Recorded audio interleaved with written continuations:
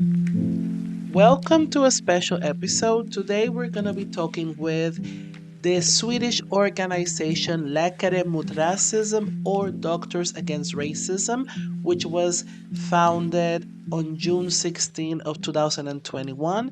This organization does a lot of advocacy work, and they want to very much make visible the structural racism in Swedish healthcare, as well as to create a network where people who want to do anti-racist work in Swedish healthcare can get resources.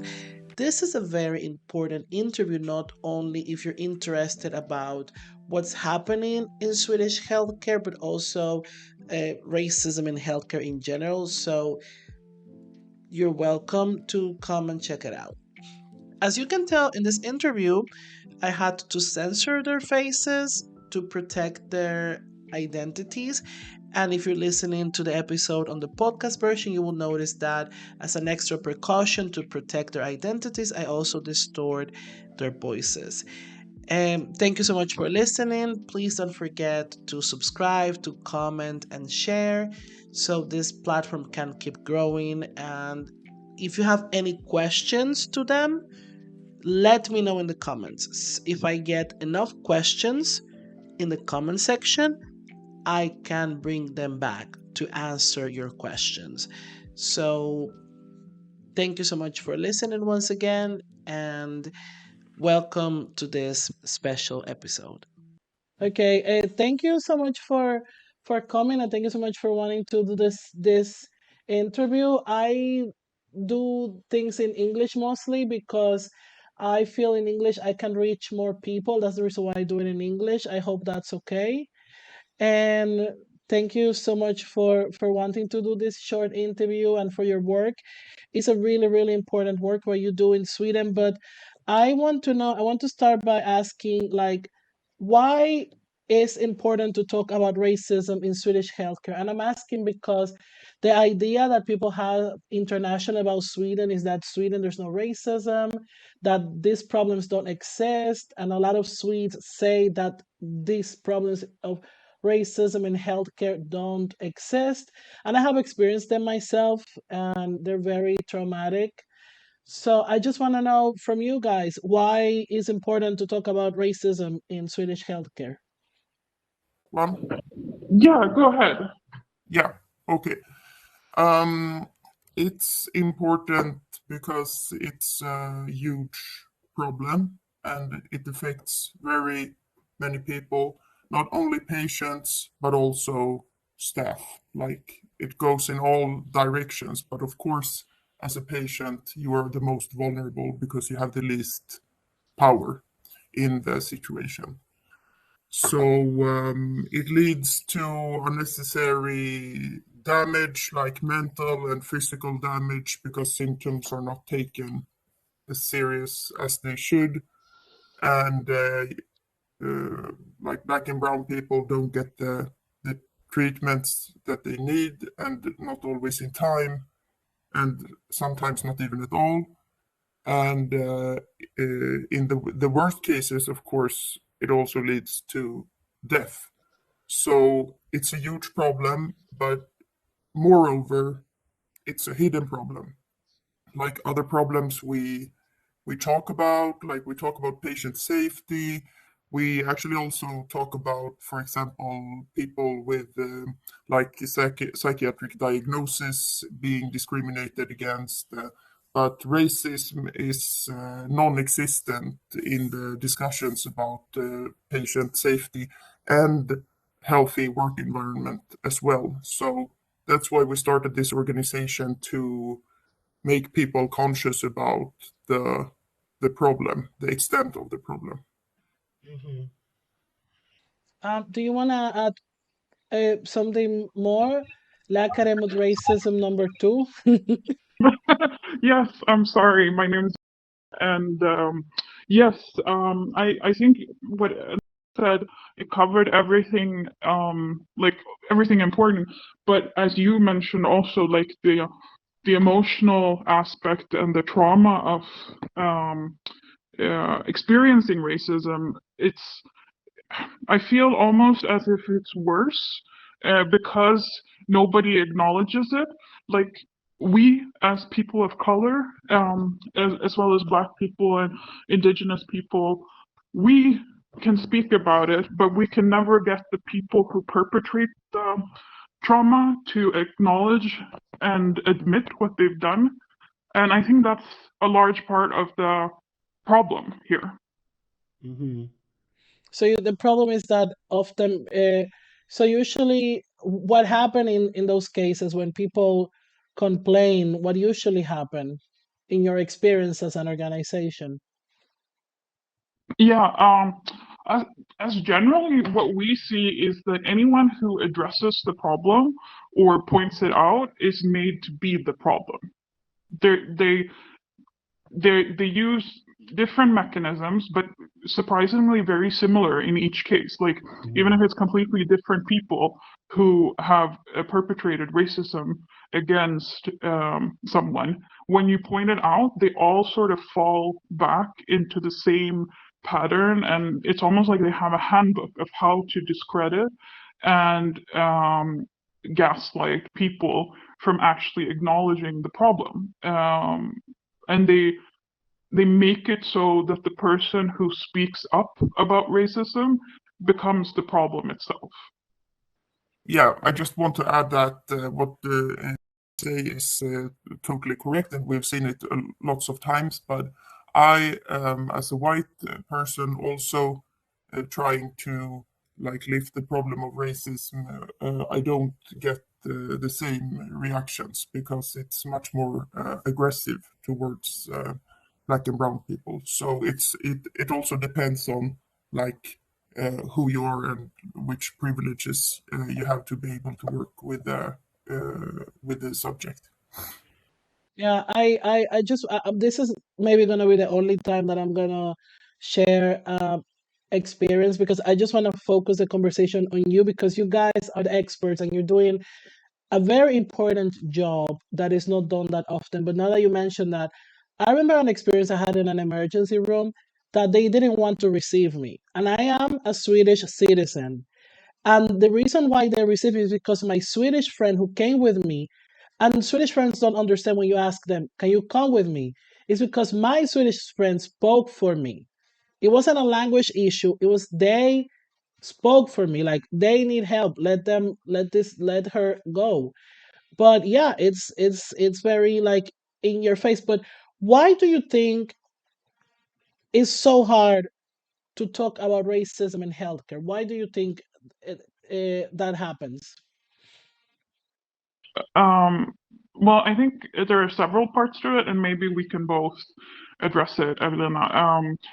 It's kind of like one part of it is definitely the fact that healthcare professionals, there is an idea, I think globally, of them being good people, like better than people who choose a career for profit, perhaps. There's this Florence Nightingale, like, savior aspect of healthcare in general. And I think that's very, like, intertwined with how people talk about healthcare staff. And, like, if anyone makes a mistake, I think there are, to varying degrees all over the world, there is a higher expectation of healthcare staff doing the right thing.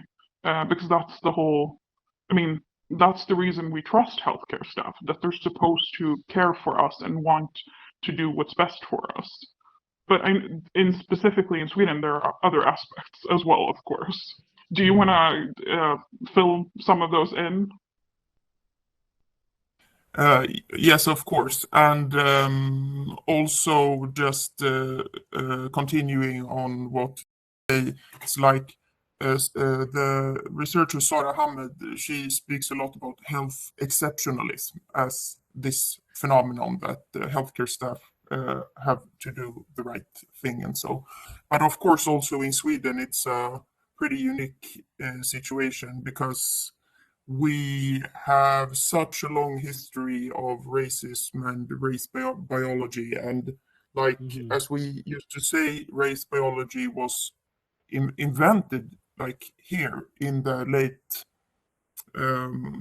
1700s, so by Carl von Linné, and then other Swedish scientists, or like scientists, we need citation quotes, took it further. So and now we have a situation where we are not even allowed to speak about race and the racial categories that Linné invented, that has such a huge impact on everything in society. So it's a big taboo, and that's part of the aggressiveness towards people who try to speak about racism, is of course because we as white Swedes don't want to take responsibility for our historical and ongoing violence. We don't want light to be like shedded on that. So yeah, that's also a big part. You Yeah. have anything? Yeah, no, I completely agree. It's just that when you mentioned the ongoing violence in Sweden, I think there's a lot of international people who don't realize that Sweden is a colonizing state. Um, like compared to these other European countries, not necessarily bigger. I mean, Portugal is as small as Sweden. Sweden isn't seen as a colonizer because people aren't aware of it, but it's not for lack of trying. Sweden did all the things that all of these other countries did. They just didn't succeed at subjugating other people. So Sweden does have like a large part in the transatlantic trade with enslaved Africans. That I think globally people don't know about. And also there's a large indigenous atrocity and genocide that's ongoing and has been ongoing for like several hundred years. That's still continuing to this day, and the current government is still perpetrating these crimes. So um, there are a lot of stakes involved. There are high stakes involved in suppressing the truth about Swedish racism, because it allows continued profit and exploitation.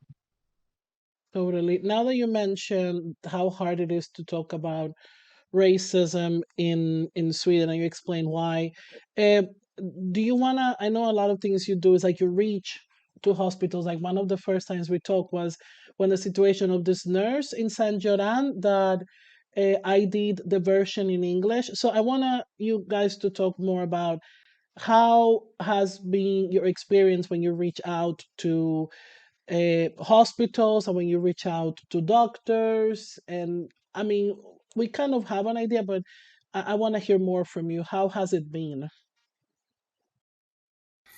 Thank you. I will try in English. So, well, of course, we often, when we get these alarms about racism, we try to write to hospitals, clinics, and sometimes to like persons or Instagram accounts or whoever like commits the racism.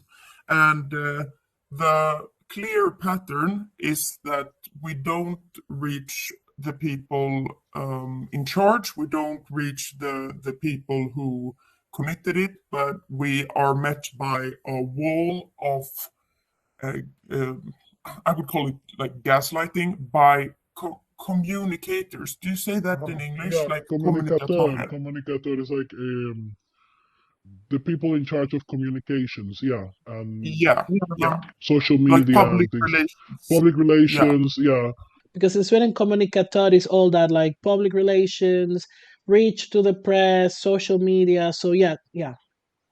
yeah. And they have one mission, and that is not, of course, to admit responsibility of the clinic or the organizations, but to deflect and deny everything. So how they do that is that they always write whatever it's about. Like if it's an atrocity, like towards a patient or something they have written, the answer is always, we are sorry for your um, Yeah. upplevelse. How would you? for your For your experience. We're sorry for your experience. No, it's not experience, because experience is something that is like happening, but upplevelse is more maybe it's like So what in happened, Sweden. right? Yeah, the thing is that they try to deny the fact that it happened, even Yeah. after apologizing. So they use a word in Swedish that I think maybe could be called like, "We're sorry that you interpreted it this way, that Aha, you jag felt upplever that så, this was." understand.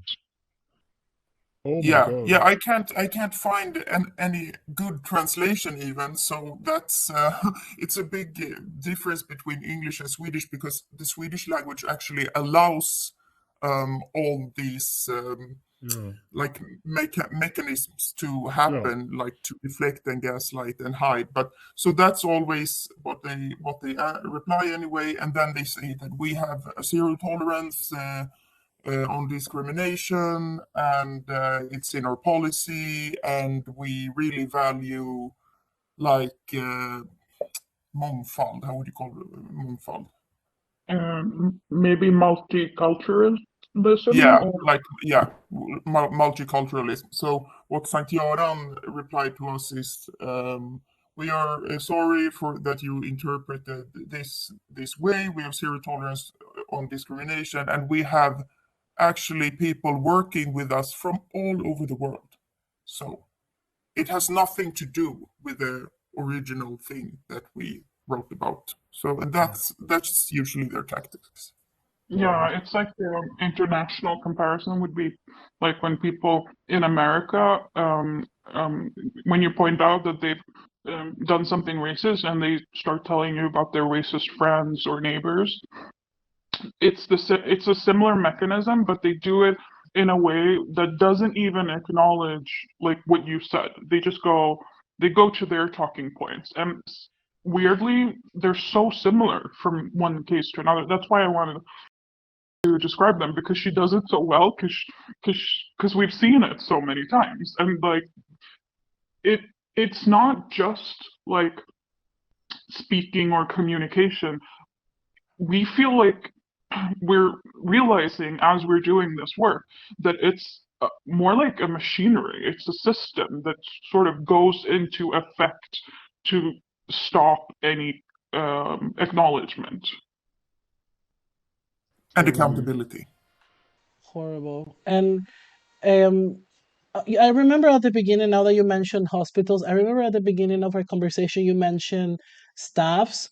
So I know following your work that you have had staff coming to talk to you about things they have found, but they often have to hide their identity. So can you talk more about like that staff that wants to, yeah, that experience about like staff that works in healthcare that reaches to you? Yeah, I mean, I think in a way it kind of starts even with our work because we are worried as well. I think both Evelina and I have seen things at work that we would want to report, but as Evelina said, there's no mechanism that would do anything if we did report it. But also, there's so many um, repercussions to saying anything that we completely understand anyone who comes to us and wants to be anonymous, because we face the same repercussions as well. There is no legal protection, there's no union protection, and there's no like personal relationship with the boss or anything like that that can protect you. As soon as you speak out, you're, especially as a person of color, earlier, you risk losing everything. And we have contacts with healthcare staff who lost their jobs, and like there's anti-blackness, Islamophobia, and anti-Semitism. In all these cases, we have talked to so many people. We know people who have had to leave the country in order to get another job because um, the punishment for speaking out about these problems isn't just severe immediately. It's it's so systematic that it must be planned. I don't know how they plan it, but they do it so well. And considering how many issues the healthcare has in Sweden, there's nothing else that works this well in Sweden except for the repercussions when you speak out against healthcare. somehow that there are no budget cuts, there are no like staff problems when they want to stop you from speaking out about problems. Oh my Yeah, God. and that's also, I would like to add that the tactics from employers and organizations and also from the unions are so ignorant, because when we try to address the problem of racism, everything they say is, oh, if you come across a case of racism, please report it. That's like their only defense. Like, of course, we want to hear if racism happens, please report it. And so, with that tactics, they completely ignore the disastrous consequences for an individual, especially people of color, reporting racism. Like, we know several cases where people have lost their jobs. So to ask someone to like report racism as an individual is a very smart system. Oh wow. And you mentioned the unions. So the unions. So what the unions do in these cases? What they have done, we as doctors, we have the union, like the Swedish Doctors Union or whatever, and those very few cases that we know have been reported, and people don't report because all of the stuff that we've already talked about, but the very few cases that we know have been, do you say folded? Like, yeah, They Um, then shut are down the investigation. Oh my God. yeah, The yeah, unions. because they said that we don't have enough proof, and in all of these very few cases, there have been lots of proof. Oh my God. And what happens like, so if you are like a staff, like if you're like, how we call undersköterska is like a nurse assistant. So what happens if you are like a nurse assistant, a secretary, the medical secretaries that they have in Sweden? What happened to them if they complain? Well, I mean, there's the hierarchy isn't as strong in Swedish healthcare as it, Okay. at least not outwardly, as it might be in other countries Mhm. in Europe and in the world. But it still exists. It's just that you can address people by their first name. You can Of say, course. "Hey, Pelle, can you help me with Precis. this thing?" But if Pelle is a senior doctor and you try to point out that he has done something racist, then the hierarchy is the same. So Mm. doctors are always more protected than other Of course. categories of staff. And nurse assistants or like care staff, they're always going to be more exposed to discrimination in general because of this class system and hierarchy. And also, they're much more likely to have temporary jobs. So they're extremely dependent. Like, I'm so sorry. Okay. They're extremely dependent on their boss personally liking them or allowing them to get jobs. Mhm. And even for doctors, sometimes, I mean, Sweden has I'm sorry for it's a very long answer, but Sweden has this very strange setup system Mhm. where a lot of doctors are practicing without their license. You need like a special dispensation from the government agency that regulates licenses, and they give that because there is a lack of um, internships, and that's sort of built into the system. So, because of all of these doctors who are practicing, they're very reliant Mhm. on their employers and their senior colleagues for recommendations in order to get an Oh my internship. God. So most of the time, when people go to the emergency department or end up in a hospital department, most of the time they're meeting a lot of doctors who aren't licensed. And all of these doctors, if they see something that happens to these patients and they report it, they risk not having their contract continue. Oh They my risk God. not getting an internship. And that's the same problem, but much more. amplified, of course, for any temporary workers within like the supportive care staff, anyone who's like cleaning. They see a lot of stuff and they're exposed to a lot of stuff. I think we saw that very clearly in the Me Too movement here in the healthcare, or in Sweden, but in general in healthcare, where the doctors Me Too movement, they had like 7,000 signatures of uh, female or non-binary, I mean, basically non-men, who were able to sign. But for each profession in the healthcare industry, if you follow the hierarchy going down from doctors, in nurses it was a couple of thousand. Nurse assistant, it was even less, and then there are other as care assistant workers. They didn't even sign with their full names. They just sign with their first names. So um, the system is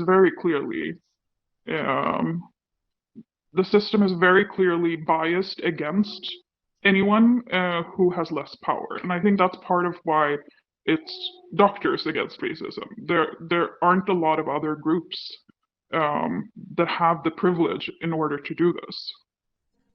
Going back, talking about racism in healthcare, and thank you so much. I am just shocked. What are the most common cases of racism in healthcare that you've seen? I know you have documented a few in your Instagram account, but in your experience as an organization, like what are the most common cases of racism in healthcare that you can talk about? There's There's, it's so yeah, widespread. Yeah, but like what specific cases like you've seen, like for example, um, like something that is very common is like pain, and also in in maternity when women are giving birth. So in your experience, like what type of like racist discrimination in like Swedish healthcare have you seen the most that you can you don't have to I'm not talking about like names or specific cases, but like in a more general way that you've seen the most. I think in a general way, I mean, of course, there's the structural problem of anytime anyone who's a person of color or a minority seeks healthcare, there's there's this element of being believed by the healthcare. They have to believe your symptoms, believe that what you're saying is true, and also believe that it's important to treat you. And I think that's like sort of the common thread throughout all of these problems with racism is that you have to struggle to get heard all the time. And you already mentioned a few examples of like maternal health care, emergency care. Basically, I think anything that doesn't have objective findings, like if there's an x-ray saying you have a broken bone, they'll put your bone in a cast, they'll put your leg in a cast. But then the next step is that, oh, I'm in pain, or I might need to stay home from work. Then you still need them to believe you and give you more assistance. So I don't know. Maybe you can help me out here, Evelyn. I'm struggling because, like Evelyn said, it's sort of ingrained in the entire in like every step of the way. It's there always. So I'm struggling to say like define it. Yeah, what I could say is racism is everywhere. It's in every assessment, every interaction. Like, and of course, I as a white doctor also commit racism and have like racial bias all the time. It's always present. And of course, it's better to be aware of it so that you can try not to be. But this is, of course, the problem in Sweden. But it also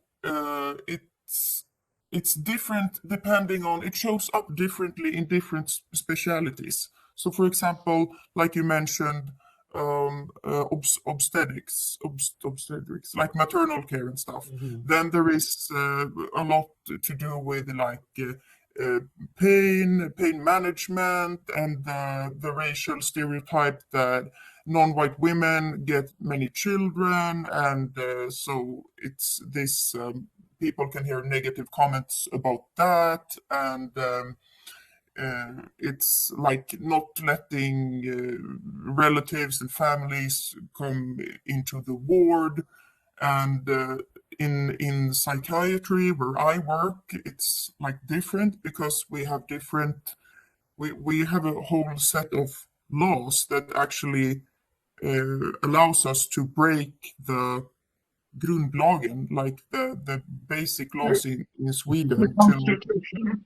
yeah, the constitution, exactly. So to lock people in and to restrain them and give them injections against their will. So then there's all this the racial bias and stereotypes about people of color being aggressive and taking drugs and having like psychotic symptoms. So it shows up differently everywhere in every specialties, but it's always present.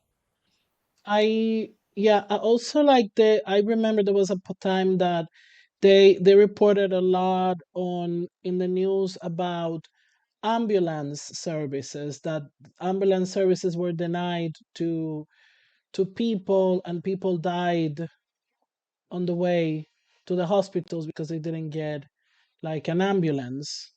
And how how is that, how do you think, like for example, hospitals in Sweden reply to those type of complaints in your experience? Because a lot of them have made it to the press, and it's kind of hard to bring attention to discrimination in healthcare to the press. So how has it been, like how do you think hospitals react when these type of things happen?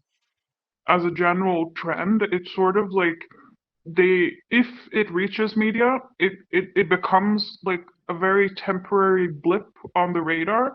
If people might talk about it, of course, people of color talk about it, but there's no like lasting impression that we can tell or that we've noticed in healthcare. Really, I think there's no sign of things changing really, as far as I can tell. I don't know if you've noticed anything different. No, of course, that is the case. And to illustrate how they do the hospitals, we can take as an example the case of the black man who was denied an ambulance, and but later got an ambulance in Göteborg, Gothenburg in 2017, where they actually put in his like medical records like cultural faint. So the ambulance staff wrote, and which in it led to his death. So, and what the hospital did, even though it was very, oh, yeah. Yeah, sorry, can I just say that this cultural fainting that they call, just to clarify for anyone who isn't Swedish and doesn't understand the codes, it's just their way of saying that he's faking his symptoms. Yeah, sorry, go on. Yeah, no, that's really important information. Yeah, and so what they did in this case that was actually brought to trial, which is super unique because for once the racism was like documented in the charts. The hospital still denied discrimination, and racism was not even like mentioned in the trial, so it was only discrimination. But even then, when they had written proof, they denied discrimination.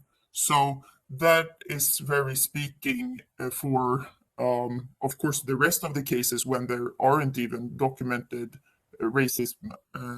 They just deny and deflect and gatekeep. Oh my god.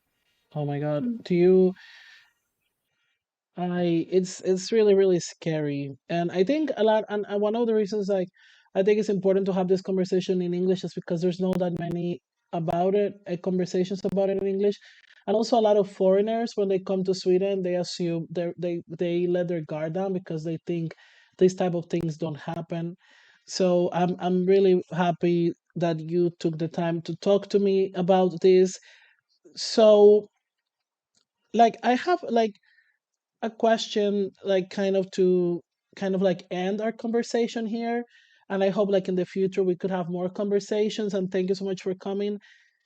What can we do to navigate the system safer? And what can be done? I know like a few, I think it was 2 or 3 years ago, there was this letter in the newspaper, like 1,000 doctors asking to call for against racism in healthcare. I think you also were in the letter. Läkare mot Rasism was in the letter. Uh, Something good that happened about that letter is that the conversation kind of started. But do you think that after that letter things have improved, or I want to talk about the letter first before we finish with how we can be safe. But do you think after you guys did this letter, so there was this letter that it was published in the media that more than 1,000 people signed and organizations. So it was a huge thing here in Sweden. So do you think things got better after the letter was published, or worse, or how do you think it was after the letter was published? Because it was a huge, huge, huge, huge, huge deal here. It was big. Nothing like that has ever been done before. And I thank you for being part of that. But do you think things got better after that, or? Um, I hate to say it, but I don't think so. What do you say? No, and I would just like to mention that the debate article that you're speaking about, which was really, really a huge work, it was written by the medical student Kabir Mitra. And we have a lot to like thank her for initiating that conversation and starting this initiative. And it was actually after the debate article that some of us who participated formed the organization Doctors Against Racism. So, of course, that in some respects started a discussion and an awareness, but on a structural level, I would agree with Vidya that nothing has changed, unfortunately. And now that I want to end this conversation, as I don't want people to feel that powerless, but what can we do to navigate the system safer? That what can we do ourselves as a way to protect ourselves when we go to reach out for healthcare services, and not only ourselves but also our loved ones, our children, our brothers, our sisters? What can we do? Because I know like you can't ask, if you want to ask for a black doctor, for example, they think you're being racist. I know it's stupid, but what can we do? What can we do? I think at least, I mean, definitely a strong recommendation from us is to record everything if you're Is that able is that to. allowed? Yes, you're allowed to record audio legally. You're allowed. You can't video stuff. Okay. But I suppose if you have like the camera on in your pocket, it's not videoing. It Yeah, has to as be. Sorry, go on. Sorry. It has to be a conversation that you're part of. You can't leave your Mm-hmm. phone in the room and walk out to check what Mm-hmm. they're saying. That's illegal, unfortunately. So you have to be, or I don't know. I mean, you have to be part of the conversation. So if you're party to the conversation, even if you're a relative, you're allowed to record what's being said because you're in the room and talking to people, and your relative who is a patient probably knows that you're doing it. But and also like try to keep track of what they're writing in your chart. If you have a personnummer, you can log on to 1177, the web page for healthcare needs, sort of. You can log on there and see what they've written. I understand that that's very difficult if you don't speak Swedish, or like if you don't read it, because the medical chart isn't written in like very easy to read language. It's usually difficult, but you can perhaps use Google Translate or something to just see if they're writing the same thing that you're telling them, or if they're saying anything like that. If there's anything in the way that they're describing you that would cast doubt on your symptoms or on your experience. So I think those are the most concrete. And then also, I think what you already mentioned is bring a white friend. It doesn't even have to be a friend. I mean, like, rent a white person. They can just walk in there with you. Yeah. Sorry. What did you want to say? Yeah, I just wanted to add about the charts that take screenshots of them because the charts can be changed, and we know several cases where this has happened. Yeah, do that as soon as you can. Of course, this is a lot of work, and when you are ill, this is the last thing you have energy for, but it's just our Oh my recommendation. God. And Yeah. one more thing, if you are looking for like a staff of color, like a doctor or whatever, you can always write to our organization, and we can post like a call for that, so people can send their recommendations depending on where you are. So, and we also we have some recommendations like for each city. So. Hey, thank you so much for coming and for being part of this special episode and for wanting to talk to me. And thank you so much for your work. I know you just started in 2021, and I think the work that you do is really, really important. And yeah, thank you so much for coming and talking to me. Do you guys want to add anything else? Anything more that maybe I have forgotten to ask or that you think is important to talk about before we go? Or any more tips about how to navigate the system safely? No, nothing you forgot or anything like that. I just wanted to say thank you so much for having us and for Mm. supporting us. It means a lot. And then also, like, we talk a lot about how the system is broken. And, like, I know that that can be scary and stressful, but we also want to highlight the fact that, like, Kabiri Mitra, she wrote this debate article all on her own. We collected 1,000 signatures. Like, it got published, Läkare mot Rasism, or Doctors Against Racism exists. So I think there is hope in working outside of the system if we work together. The system is broken, but we are not, Yeah. hopefully. Yeah, and I would just like to add like something I read the other day. Maybe the system is not broken. Maybe the system is working exactly as it's intended to do. And yeah, so the Swedish systems, I think, are built to maintain this racism and violence. But I would also really like to thank you for inviting us, and thank you for your important work that we are continually taking part of and reading, and it's super great. So, and we could probably speak about this for several days because there is so much. We're gonna have more opportunities to talk about this. Don't worry. Thank you so much. Thank you so much for listening and for watching this episode. If you have any questions that you would like to ask them, please post them in the comment section. And if I have enough questions, I could invite them back so they can answer them. Also, they're very active on social media, and I'm going to include all of the links of their social media accounts and their official website in this episode's description. I also want to thank my Patreons. Thank you so much for your support. And I have a lot of exclusive content on my Patreon, so you can go check it out.